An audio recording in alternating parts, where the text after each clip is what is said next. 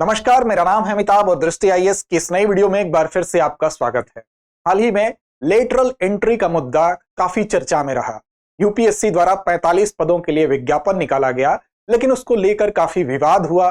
कुछ आरक्षण नियमावली को लेकर विवाद हुआ, जिसकी वजह से 2 दिन बाद ही इसको वापस ले लिया गया। लेकिन आज के इस वीडियो के माध्यम से दरअसल हम समझेंगे कि इसकी कहानी कहां से शुरू होती है। क्या स्वतंत्रता के बाद ही इसकी कहानी की शुरुआत हो जाती है? तो आज इन सारे सवालों का जवाब हम तलाशेंगे इस वीडियो के माध्यम से। शुरू करते हैं आज की चर्चा की क्या नेहरू सरकार ने की थी पहली लेटरल एंट्री। तो इस शीर्षक के अंतर्गत आज की चर्चा को समझने की कोशिश करेंगे। बात हम खबर की करेंगे, चर्चा में क्यों है इसको समझने के साथ साथ क्या होती है लेटरल एंट्री, एक सामान्य भाषा में इसको समझेंगे। इसके अलावा स्वतंत्रता के बाद क्यों पड़ी आवश्यकता, इसको भी देखेंगे। क्या उस समय उठाए गए कदम और कैसी थी उस समय की भर्ती प्रक्रिया, क्यों इसकी जरूरत पड़ी, क्या मौजूद थी उस समय के इस व्यवस्था में, आरक्षण क्या का प्रावधान उस समय था, इसको भी देखेंगे। अंत में अभ्यास प्रश्न की तरफ चलेंगे। सामान्य अध्ययन के प्रश्न पत्र 2 से जोड़ के इस खंड को आप देख सकते हैं। चैनल को सब्सक्राइब नहीं किया तो कर लें। इस खंड की अगर पीडीएफ आप प्राप्त करना चाहते हैं, इस कार्यक्रम की पीडीएफ चाहते हैं, तो डिस्क्रिप्शन में आपको लिंक मिलेगा। आप हमको टेलीग्राम पे फॉलो कर सकते हैं, जहां इस कार्यक्रम की आपको पीडीएफ भी उपलब्ध कराई जाती है। अब देखिए खबर की बात करेंगे तो खबर है long before today's lateral entry Nehru's government recruited from open market. अब देखिए ओपन मार्केट नाम से क्या नेहरू जी के सरकार में भी इस प्रकार का अस्तित्व था? इससे मिलती जुलती प्रक्रिया थी, तो इस पर हम चर्चा करेंगे और देखते हैं। सबसे पहले देखें चर्चा में क्यों है, तो चर्चा में बताने की आवश्यकता नहीं है। यूपीएससी ने विज्ञापन निकाला, 45 पदों का यह विज्ञापन था। 24 मंत्रालयों में इन विज्ञापनों के थ्रू लोगों को नियुक्ति दी जानी थी। यह सीधी भर्ती का एक विज्ञापन जारी हुआ, जिसमें कि आरक्षण नीतियों को दरकिनार करने का इस पर आरोप लगा, जिसकी वजह से 2 दिन बाद ही इसको वापस ले लिया गया। अब इसकी समीक्षा की जाएगी कि समानता और सामाजिक न्याय को ध्यान में रखते हुए इसको फिर से विज्ञापित किया जाएगा कि नहीं किया जाएगा, यह भविष्य के गर्त में है। फिलहाल अभी इसको वापस ले लिया गया जब इस पर आरक्षण नियम को लेकर विवाद हुए। अब देखिए क्या होती है लेटरल एंट्री, तो सामान्य भाषा में आप समझिए कि जब किसी भी पद को हमको भरने के लिए अगर कुछ अनुभव वाले लोगों की जरूरत होती है और भर्ती प्रक्रिया चूंकि लंबी होती है, उस तरीके से अगर भर्ती करने पर हमको उतने अनुभवी लोगों को पाने के लिए लंबा समय लगता है। लेकिन जब कम समय में हमको चाहिए कि अनुभवी लोग मिले, स्किल्ड लोग मिले, जिनके पास उस क्षेत्र का विशेष अनुभव हो, स्किल हो, तो इसके लिए क्या किया जाता है, एक प्रक्रिया बनाई गई है जिसमें कि किसी भी व्यक्ति को एक संगठन या कंपनी में एक उच्च पद पर या उसी समान स्तर के पद पर नियुक्त करने के लिए सीधे भर्ती कर लिया जाता है। अर्थात सीधे उसकी नियुक्ति कर ली जाएगी बिना किसी प्रारंभिक परीक्षा, साक्षात्कार या किसी चरण के। अब देखिए बिना सामान्य भर्ती या पदोन्नति की प्रक्रियाओं से गुजरते हुए इस प्रक्रिया में क्या होता है, व्यक्ति के पास पहले से ही उस क्षेत्र में कौशल होना चाहिए, विशेष कौशल उसके पास होना चाहिए, अनुभव होना चाहिए और विशेषज्ञता होना चाहिए, वो एक्सपर्ट होना चाहिए उस क्षेत्र का। तो ऐसे लोगों को डायरेक्ट रिक्रूट कर दिया जाता है, इसको लेटरल एंट्री के रूप में हम जानते हैं। तो यूपीएससी भी ऐसा ही एक प्रयास करने वाला था, लेकिन आरक्षण के नियम का सुसंगत पालन उसमें न करने का आरोप लगा, जिसकी वजह से उस विज्ञापन को वापस ले लिया गया। देखिए बात अगर लेटरल एंट्री की होगी तो 2018 में इसके थ्रू केंद्र सरकार में कुछ लोगों को नियुक्त किया गया था, और इसके बीज और पहले अगर ढूंढे जाएं तो यह कहा जा सकता है कि 2005 में जो वीरप्पा मोइली की अध्यक्षता में प्रशासनिक सुधार आयोग था, उसमें इसके बीज ढूंढे जा सकते हैं, जहां पर इसकी परिकल्पना की गई थी। अब देखिए स्वतंत्रता के बाद क्यों पड़ी आवश्यकता है। सबसे पहले इसको हम देखते हैं कि जो स्वतंत्रता के बाद ओपन मार्केट के थ्रू जब हम लोगों को रिक्रूट करने की बात कर रहे हैं, ये कुछ ऐसा ही था जैसा लेटरल एंट्री में प्रावधान है। कैसे है, दोनों में क्या सिमिलरिटी है, क्या ऐसी चीजें थी जो वहां से भी इसमें सिमिलर हमको प्रतीत होती है, उसको भी हम देखेंगे। तो देखिए स्वतंत्रता के बाद की अगर स्थिति आप देखेंगे, भारत जब स्वतंत्र होने वाला था 1946 की आप बात करेंगे, तो उस समय केंद्रीय मंत्रिमंडल का एक सम्मेलन हुआ और उस सम्मेलन में यह निर्णय लिया गया कि अब तो हमको आजादी मिलने ही वाली है, तो हमें भी देश को संभालना है, उसके लिए हमें कुशल लोगों की जरूरत पड़ेगी। तो केवल एक लिखित परीक्षा के माध्यम से जो एक सामान्य प्रक्रिया होती है उसके माध्यम से अगर हमको तुरंत उतने योग्य लोग नहीं मिल पा रहे हैं, तो इसके लिए एक विशेष व्यवस्था करने की जरूरत होगी। तो इसमें इस सम्मेलन में ऐसा निर्णय लिया गया। अब देखिए उस समय भारतीय सिविल सेवा जो थी, जो आईसीएस थी, जो कि औपनिवेशिक काल से चली आ रही थी, ब्रिटिशर्स के समय से चली आ रही थी, वो भारतीय प्रशासनिक सेवा बदल दी गई, इसके रूप में आईएएस के रूप में अब जानी जाने लगी जो आईसीएस थी। और भारतीय पुलिस जो था, आईपी था, वो भारतीय पुलिस सेवा आईपीएस बन गया, उसकी स्थापना की जाएगी, ऐसा निर्णय यहां पर ले लिया गया था।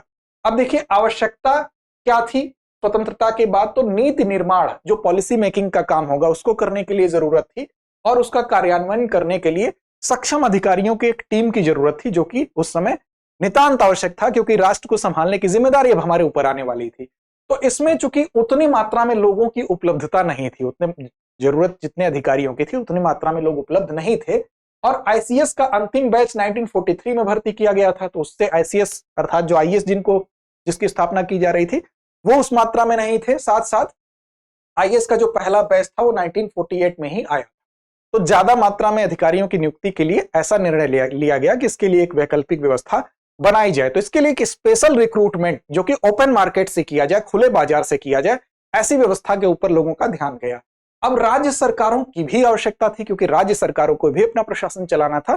तो कुल मिला के एक बड़ा अमाउंट ऐसा चाहिए था, बड़े लोगों की ऐसी नंबर ऑफ जो ऑफिसर्स हैं उनकी जरूरत थी। इस वजह से इसकी आवश्यकता महसूस की जा रही थी। अब इसके लिए क्या कदम उठाए गए उस पर नजर डालते हैं। तो देखिए, कदम ये उठाया गया कि जो स्पेशल रिक्रूटमेंट है उसके लिए एक अभियान की जरूरत पड़ी, और स्पेशल रिक्रूटमेंट जो है वो ओपन मार्केट से करने की योजना बना ली गई। अब 1948-49 में और 1956 में विशिष्ट कौशल वाले लोग, जिनके के पास अनुभव था, स्किल था जिनके पास, उन लोगों को, ऐसे अधिकारियों की कमी को दूर करने के लिए 1948-49 में, जिस समय के सरदार वल्लभ भाई पटेल क्या थे, उस समय गृह मंत्री थे और उप प्रधानमंत्री भी थे, तो ये उस समय थे, और जवाहरलाल नेहरू जी प्रधानमंत्री थे। तो उनके समय 1949 की जो विशेष भर्ती की गई उसमें आवेदकों के अभिलेखों की जांच की गई और सीधे साक्षात्कार लिया गया, जिसके आधार पर स्पेशल रिक्रूटमेंट की यहां पर स्पेशल रिक्रूटमेंट किया गया। तो एक व्यवस्था ये थी। 1956 की भी भर्ती पर आप नजर डालें, जो 1956 यहां मेंशन किया गया है, यहां भी लिखित परीक्षा हुई और साक्षात्कार के आधार पर रिक्रूट किया गया। लेकिन ये जो रेगुलर रिक्रूटमेंट होता था यूपीएससी के थ्रू, उसके अलावा था, इसलिए यहां पर उसका जिक्र किया जा रहा है। हालांकि इसमें लिखित परीक्षा 1956 वाले में सम्मिलित थी। तो ये कमोबेश हम कह सकते हैं, पूरी तरह तो नहीं, कमोबेश इससे मिलता जुलता था, क्योंकि यूपीएससी के रेगुलर परीक्षाओं के अतिरिक्त ये था। अब ये विशेष भर्ती अभियान जो था यूपीएससी द्वारा आयोजित वार्षिक भर्तियों के अलावा था। और विशेष चयन क्यों किया गया? तो यूपीएससी द्वारा किया गया, लेकिन आपातकालीन भर्ती बोर्ड ने इसकी सिफारिश की थी कि हमें और ज्यादा स्किल्ड ऑफिसर्स की आवश्यकता है। इसके बाद ये कदम उठाए गए, और इन कदमों में आप देखेंगे इसका उद्देश्य क्या था। तो उद्देश्य साफ है कि भारत और विदेशों में जो रहने वाले भारतीय हैं, जिनके पास ऐसी प्रतिभा है कि वो भारत की सेवा कर सकते हैं, अपने अनुभवों का लाभ, उनके अनुभवों से भारत लाभ उठा सकता है, तो उनके प्रतिभाओं का चयन करना था और चयनित अधिकारियों को नए स्वतंत्र राष्ट्र की सेवा में किस प्रकार लगाया जाए, इस उद्देश्य के साथ इस पर आगे बढ़ा गया। अब देखिए, 1948 और 49 में ऐसे 82 अधिकारियों को नियुक्त भी कर लिया गया। और जब दूसरा दौर आया 56 की, जब हम बात करेंगे, तो वहां आप देखेंगे जब गृह राज्य मंत्री उस समय जो थे बीएन दातार ने, जो खुले बाजार अर्थात ओपन मार्केट से जब हम बात कर रहे हैं लोगों को रिक्रूट करने की, तो उसकी महत्ता पर, उसके औचित्य को इन्होंने समझाया। उन्होंने कहा कि ये जो आपातकालीन भर्ती होगी, जो ओपन मार्केट से होगी, खुली होगी, और उम्मीदवारों को केवल सेवाओं से ही नहीं लिया जाएगा बल्कि ओपन मार्केट से भी लिया जाएगा। मतलब जो लोग सर्विसेज में थे ऑलरेडी, उसके अलावा ओपन मार्केट से भी लिया जाएगा। तो हम कह सकते हैं कि स्वतंत्रता के बाद भी यह आवश्यकता महसूस की गई और ऐसे कदम उठाए गए थे, बशर्ते कि उनके पास आवश्यक योग्यता हो और वो पात्रता हो। इसका मतलब कि उनके पास अगर उसकी जितनी एलिजिबिलिटी है वो अगर है, तो उनको ओपन मार्केट से भी हायर किया जा सकता है। यह व्यवस्था आपको स्वतंत्रता के बाद 1956 की बात की जा रही है। अब इसमें प्रारंभिक आयु सीमा क्या निर्धारित की गई? आयु सीमा पर यहां पर ध्यान दीजिए, क्योंकि सिविल सेवा परीक्षा में बैठने के लिए जो मैक्सिमम एज थी, अधिकतम आयु थी, वो कितनी थी? 24 साल थी। अर्थात 24 साल के बाद आप सिविल सेवा के लिए पात्र नहीं थे। मैक्सिमम एज लिमिट 24 साल थी, वो क्रॉस कर गए। लेकिन जो ओपन मार्केट से भर्ती होती थी उसके लिए एज रखी गई 25 साल से लेकर 40 साल तक। इसका मतलब कि सिविल सेवा में जब आपका अटेम्प्ट समाप्त हुआ या सिविल सेवा के लिए उम्र सीमा आपकी समाप्त हो गई, उसके बाद आप ओपन मार्केट से अगर भर्ती हो रही है तो 25 से 40 वर्ष के बीच में उसके लिए एलिजिबल है। अनुसूचित जाति और अनुसूचित जनजाति के लिए ये आयु सीमा जो अधिकतम थी वो 45 वर्ष थी। हालांकि अभी आप जब देखेंगे लेटरल एंट्री में जो आयु सीमा थी वो भी ऐसी ही थी, इसी प्रारूप में थी, तो ये उससे काफी मिलती जुलती आयु सीमा है। दूसरा, न्यूनतम आय शर्त की यहां पर रख दी गई, मतलब मिनिमम इनकम की बात यहां कर दी गई, जिस पर काफी विवाद भी हुआ। यह कहा गया कि जो लोग ओपन मार्केट के रिक्रूटमेंट के लिए फिट वही होंगे जो न्यूनतम आय 300 रुपए उनकी निर्धारित कर दी गई। अब इसको लेके संसद में काफी विवाद हुआ। यह कहा गया कि यह व्यवस्था ठीक नहीं है। ये जो औपनिवेशिक व्यवस्था थी, जो आईसीएस में ऐसा होता था, उसके तौर पे इसको स्थापित अगर किया जाएगा तो केवल अमीर घर के लोग ही इसमें आ पाएंगे। जो बेरोजगार व्यक्ति होगा या जो गरीब तबके का व्यक्ति होगा वो इसके लिए पहले ही बाहर हो जाएगा। तो युवाओं के लिए एक बाधा के रूप में इसको देखा गया और पुरानी आईसीएस व्यवस्था से यह कहा गया कि उसको पुनर्जीवित करने की कोशिश न की जाए।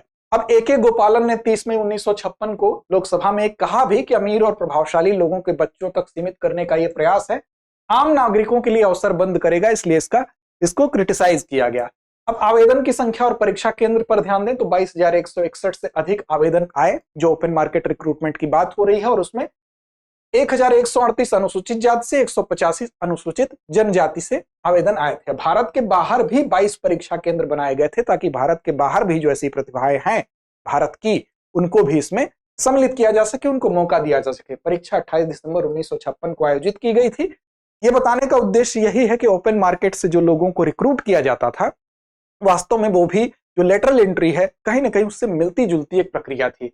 क्या मौजूद थी आरक्षण की व्यवस्था? मुख्य मुद्दा यह है, क्योंकि अभी आरक्षण को लेकर ही इस विज्ञापन पर विवाद हुआ है, तो इस व्यवस्था में क्या आरक्षण की व्यवस्था की गई थी कि नहीं की गई थी? तो देखिए, जो खुले बाजार की भर्तियां थी उसमें अनुसूचित जाति और अनुसूचित जनजाति के लिए आरक्षण लागू किया गया था। कितना कितना था? तो एससी कोटे के लिए 12.5%, एसटी कोटे के लिए 5% आरक्षण की व्यवस्था की गई थी। साथ ही साथ एससी और एसटी की भर्ती के लिए शर्तों में भी छूट दी गई थी। उस समय जो तत्कालीन गृह मंत्री थे जीवी पंत जी, उन्होंने कहा था कि इस वर्ग को विशेष छूट देने की आवश्यकता है, क्योंकि जो मूल सूची थी उसमें केवल 26 एससी कैंडिडेट थे। तो सरकार ने ये कहा कि जो यूपीएससी है वो अपने मानक में थोड़ा परिवर्तन करे, थोड़ी ढील दे, जिससे कि इनकी संख्या में इजाफा हो सके। बाद में इसमें ढील दी गई और एससी की जो कैंडिडेट की संख्या है वो बढ़ी। वो लगभग 133 के आसपास हुई, 133 उम्मीदवार हुए और फिर उनका साक्षात्कार हुआ, जो कि अंतिम रूप से फिर उसमें चयन प्रक्रिया में वो भागीदार बने। तो ये व्यवस्था मौजूद थी। अब देखिए, इससे पहले भी अगर हम बात करें तो निजी क्षेत्र से जो सलाहकार के रूप में लोगों को नियुक्त किया जाता रहा है, लेकिन प्रशासनिक सेवा में अगर हम बात करें, उस पदानुक्रम में शामिल होने की बात करें, तो उसके लिए ये विज्ञापन जारी किए गए थे। इससे कई ऐसे नाम हैं जिसमें लेटरल एंट्री के उदाहरण आपको दिखाई देंगे। जैसे मनमोहन सिंह जी के समय अगर हम बात करें, 1971 में अगर हम बात करें, तो उस समय आपको दिखाई देगा कि वाणिज्य उद्योग मंत्रालय में उनको अर्थव्यवस्था का आर्थिक सलाहकार के रूप में नियुक्त किया गया। रघुराम राजन जी का नाम यहां पर लिया जा सकता था, उनको भी मुख्य आर्थिक सलाहकार के रूप में नियुक्त किया गया था, जो कि यूपीएससी की प्रक्रिया से नहीं आए थे। नंदन नीलकड़ी जी का नाम लिया जा सकता है, जो कि UIDAI के चेयरमैन बनाए गए थे। इसके अलावा लाल बहादुर शास्त्री जी के समय डॉक्टर वर्गीज कुरियन का नाम लिया जा सकता है, जो कि NDDB के चेयरमैन बनाए गए थे। मोंटेक सिंह आहलूवालिया एक इंपॉर्टेंट नाम है। इसके अलावा आप देख सकते हैं विजय केलकर का नाम लिया जा सकता है। तो ये सभी लोग लेटरल एंट्री के थ्रू ही सरकार में उच्च पदों पर अपनी भागीदारी को सुनिश्चित किए थे। तो बहरहाल ये लेटरल एंट्री का एक प्रारंभिक प्रारूप आपके सामने प्रस्तुत किया गया। अंत में हम चलते हैं आज के अभ्यास प्रश्न की तरफ।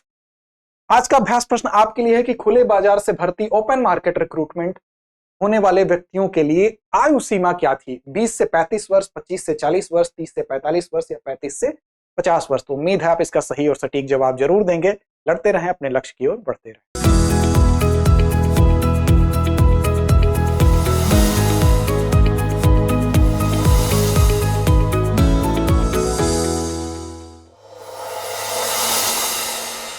डियर व्यूअर्स, अपने एग्जाम की तैयारी को और बेहतर करने के लिए हमारे चैनल को लाइक, शेयर और सब्सक्राइब करना न भूलें।